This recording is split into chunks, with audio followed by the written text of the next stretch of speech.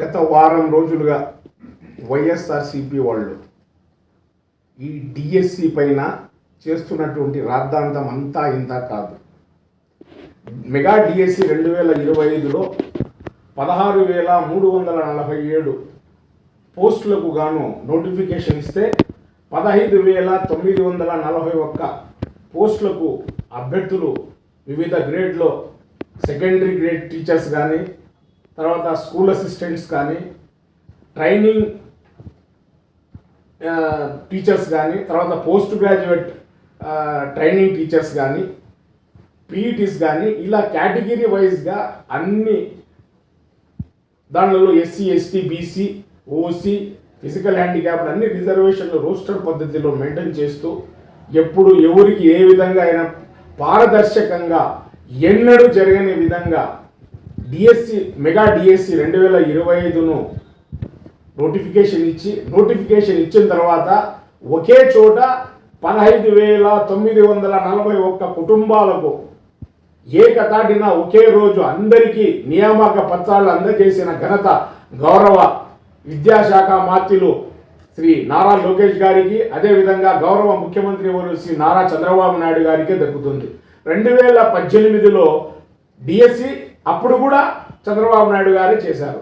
అదే తర్వాత 2019 నుంచి 2024 వరకు ఒక్క ఏమన్నా పోస్ట్ ఫిలప్ చేసినారేమే, అది పనికిమాలిన పోస్టులు ఏమన్నా ఉంటే అవి ఏమన్నా అది సచివాలయంలో సందర్శించి 20,000, 25,000 సంబంధించిన ఒక్కొక్క ఎంఏ, ఎంఈడి, ఎంటెక్లు, బీటెక్లు చేసిన వాళ్ళందరూ ఆ సచివాలయ ఉద్యోగాని కోసం తీసుకున్నారు.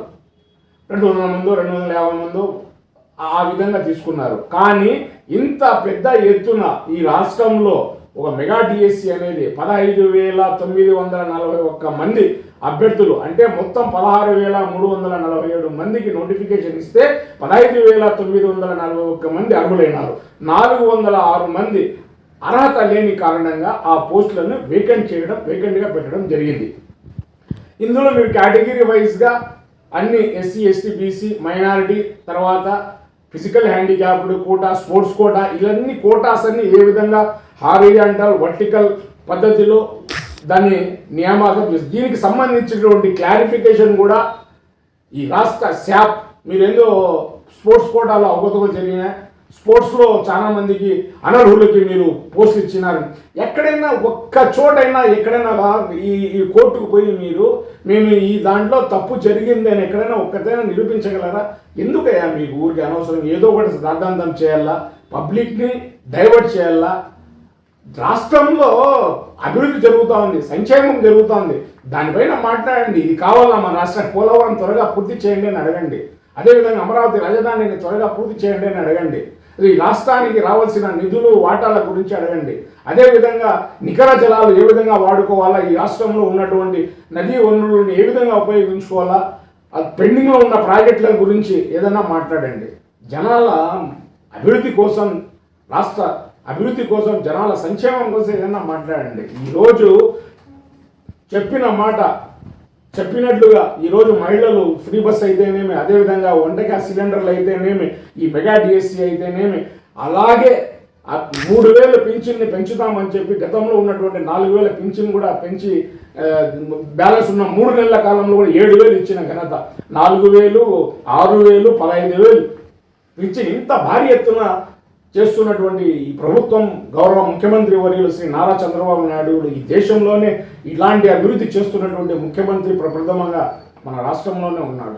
మేము ఒకటే అనుకుంటున్నాం, మీరేందో స్పోర్ట్స్ కోటాలో ఏదో జరిగిందని శాప్ ఎండి గారు శ్రీమతి ఎస్ భరణి గారు డీటెయిల్డ్గా ఏ విధంగా ఎట్లా పోస్టులు ఫిలప్ చేసినారు, ఎవరో అనర్హులని ఉద్యోగం రాని వాళ్ళని 4గురిని పెట్టుకొని మీరు వాళ్ళకి పోస్ట్ రాలేదు, వీళ్ళకి పోస్ట్ రాలేదంటే మీరు ఒక ఆధారం చూపితే ఏ విధంగా అడుగుతారా? మీరు ఆధారం చూపకుండా వివేకుగా మీరు గౌరవ విద్యాశాఖ మంత్రులు, మా యువ నాయకులు నారా లోకేష్ గారిని రాజీనామా చేయాలి. ఏ పద్ధతి, ఏ ఆధారంతో అడుగుతున్నారు మీరు? మీకు కొంచెమైనా సిగ్గు ఎగ్గు ఉండాలి. అనవసరంగా మీరు ఈ చౌకబారు మాటలతో మీ యొక్క స్థాయిని దిగజార్చుకుంటున్నారు. దయచేసి ఒకటే చెప్తున్నాం, ఈ రాష్ట్రంలో ఎవరైనా అభివృద్ధి కోసం, ఎవరైనా జాబ్ల కోసం, ఈరోజు పెట్టుబడులు తీసుకురావడం కోసం అనేక దేశాలు తిరిగి కొన్ని వేల కోట్ల రూపాయలు ఈరోజు పెట్టుబడులు ఈ దేశానికి తీసుకుని వస్తున్నారు. గూగుల్ డేటా సెంటర్ అయితేనేమి, అదేవిధంగా మన కియా పరిశ్రమల దగ్గర అక్కడ పరిశ్రమలు కొన్ని వస్తున్నాయి. ఇలాంటి పరిశ్రమలన్నీ వచ్చి ప్రైవేట్ సెక్టార్లో కూడా నిరుద్యోగ సమస్యను రూపుమాపే విధంగా చర్యలు తీసుకుంటున్నారు. ఈరోజు దేశంలోనే ఉన్నటువంటి ఐటీ విద్యాశాఖ మంత్రుల్లో గౌరవ నారా లోకేష్ గారు చాలా ముందడుగులో ఉన్నారు. వాళ్ళు చేస్తున్నటువంటి ఈ యొక్క పెట్టుబడుల సేకరణలో వాళ్ళు చేస్తున్న కృషి అభినందనీయం. మీరు ఆయనకు పోడాల్సింది పోయి అనవసరమైన విషయాలలో జరిగిన దానిలకు ఎవరైనా బాధితులకు ఎవరైనా పరామర్శిస్తారు. బాధితులు పరామర్శించకుండా జైల్లో ఉండే వ్యక్తికి ఎవరైనా దోషికి పరామర్శిస్తారా? అమరావతి వద్దు అని చెప్పేది, రాష్ట్రానికి రాజధానే లేదు అని చెప్పేది, ఒక్కొక్కసారి ఒక్కొక్క స్టేట్మెంట్. ఒకసారి ఏమంటాడు, విజయవాడ రాజధాని, అమరావతి అంటాడు, విజయవాడ అంటాడు, మావిగన్ అంటాడు. ఏంది ఇవన్నీ అర్థం లేనివి? అసలు ఈ రాష్ట్రానికి తల్లి తండ్రి లేని బిడ్డలే చేసేదానికి ఈ రాష్ట్రానికి రాజధానే లేదంట. ఒక గౌరవ ముఖ్యమంత్రి, మాజీ ముఖ్యమంత్రి హోదాలో ఉన్న వ్యక్తి ఈ రాష్ట్రానికి రాజ్యాంగంలో ఎక్కడ రాజధాని లేదని చెప్తారా?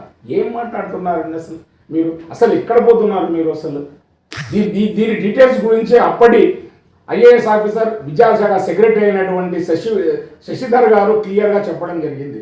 అదేవిధంగా ప్రస్తుతం ఉన్నటువంటి టీకే అనిల్ కుమార్ గారు కూడా దీనిపైన వివరణ ఇవ్వడం జరిగింది. ఏ విధంగా పోస్టులు భర్తీ చేశాం, ఎవరెవరికి ఎన్నెన్ని పోస్టులు, ఎస్సీ ఎంత, ఓసీ ఎంత, బీసీ ఎంత, అందులో హారిజంటల్, వర్టికల్, ఈ విధంగా అన్ని ఒక్కొక్క దాని గురించి డీటెయిల్స్గా ఇచ్చారు. ఎక్కడైనా సరే అవగతగా జరిగిన ఇంతదాకా ఎవరైనా ఉద్యోగస్తులు రోడ్లపైన వచ్చి ధర్నాలు చేసిన సందర్భాలు ఉన్నాయేమయ్యా? ఈరోజు చూస్తూ ఉంటే ఈ టీచర్లు దాదాపు అందరూ కర్నూలులో అయితేనేమి, అదే రాష్ట్ర వ్యాప్తంగా ఎక్కడ చూసినా కూడా నిరసన వ్యక్తం చేస్తున్నారు.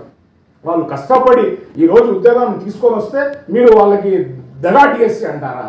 వాళ్ళ మనోభావాలు దెబ్బతీస్తారా? ఖచ్చితంగా జగన్మోహన్ రెడ్డి పార్టీ, జగన్మోహన్ రెడ్డి ఖచ్చితంగా ఈ యొక్క ఉద్యోగస్తున్నటువంటి డిఎస్సిలో అర్హత పొందినటువంటి పనిచేస్తున్నటువంటి టీచర్ల కుటుంబాలందరికీ క్షమాపణ చెప్పాలని బేషరతుగా కోరుకుంటూ రాజీనామా చేసే, అసలు ఏ విధమైనటువంటి ఆరోపణలు లేకుండా మీరు వేగ్గా మాట్లాడితే సిగ్గు తలదించుకుంటున్నారు అందరూ. ఏ విధంగా మాట్లాడుతున్నారు? ఎందుకు రాజీనామా చేయాలి అంటే ఢిల్లీలో ఎవరో కాక్రోచ్ జనతా పార్టీ వాళ్ళు ఏదో చేసినారు, ధర్మేంద్ర ప్రధాన్ ఏదో లీకేజ్ అయ్యింది మన నీట్ పేపర్ అంటే దానికి ఒక పద్ధతి ఉంది. అది వాస్తవంగా జరిగింది, కోర్టు కూడా ఇచ్చింది. కాబట్టి అది ఎక్కడైనా అవగతలు జరిగినట్టు ఒక్క ఆధారం చూపించేస్తాను అని చెప్పి ఈ సందర్భం మీకు సవాల్ చేస్తున్నాం. ఏ చర్చకు సిద్ధం అని చెప్పి మా యువ నాయకులు నారా లోకేష్ గారు అంటున్నారు. ఏ చర్చకైనా సిద్ధం రాండి అని చెప్పి. లేదా ఎవరు కావాలా మీకు? ప్రిన్సిపల్ సెక్రటరీ కావాలా, ఎడ్యుకేషన్ సెక్రటరీ కావాలా, స్టాఫ్ ఎండి కావాలా, ఎవరు కావాలా చెప్పండి, రండి, ఎప్పుడైనా సరే చర్చకు సిద్ధం అంటున్నారు. దానికి కూడా మీరు సిద్ధంగా లేరు. ఎందుకండి ఇవన్నీ చౌకబార్లు విమర్శలు చేసుకుంటారు? అసలు సిగ్గు ఎగ్గు లేకోకుండా మీరు ధర్నాలు ఈ విధంగా చేస్తున్నట్టుంటే అందరూ నవ్వుకుంటూ ఉన్నారు ప్రజలు. కాబట్టి ఇప్పుడైనా మీరు ఇవన్నీ మానుకొని ప్రజా సంక్షేమం, అభివృద్ధి గురించి పాటుపడాలని చెప్పేసి వైసీపీ శ్రేణులకు హితవు పలుకుతూ ఈ సందర్భంగా అందరికీ ధన్యవాదాలు తెలియజేసుకుంటాం. జై హింద్, జై బాబు, జై కందికుంట.